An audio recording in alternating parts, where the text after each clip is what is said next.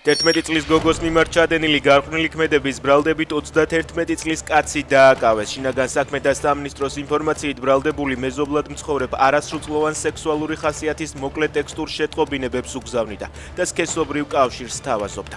ბრალდებულს 9 წლამდე პატიმრობა ემუქრება.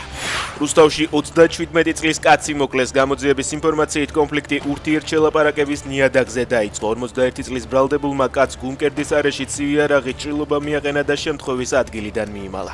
მისი გადარჩენა ვერ მოხდა. ბრალდებული მეორე დღეს პოლიციას ჩაბარდა და დანაშაული აღიარა. ამერიკის შეერთებული შტატები ონლაინ პორტალს ქმნის, რომელიც ევროპისა და მსოფლიოს სხვა ქვეყნების მოსახლეობას მათი მთავრობების მიერ აკრძალულ ინფორმაციასა და მასალებზე წვდომის შესაძლებლობას მისცემს. როიტერსი წერს, რომ აღნიშნული პორტალის შექმნას ამერიკის სახელმწიფო დეპარტამენტი გეგმავს, რომელიც მიღებულ გადაწყვეტილებას ცენზურის წინააღმდეგ ბრძოლის საშუალებად მიიჩნევს. უკრაინელებმა რუსეთის ქალაქი ბელგოროდი დაბომბეს. ქალაქი ელექტროენერგიის გათბობისა და წყლის გარეშე დარჩა. გუბერნატორი აცხადებს, რომ მნიშვნელოვნად დაზიანდა ენერგეტიკული ობიექტებიც. გასულ ღამეს უკრაინელებმა რუსეთში ქალაქ ფსკოვში ნავთობსაწყობიც დაბომბეს.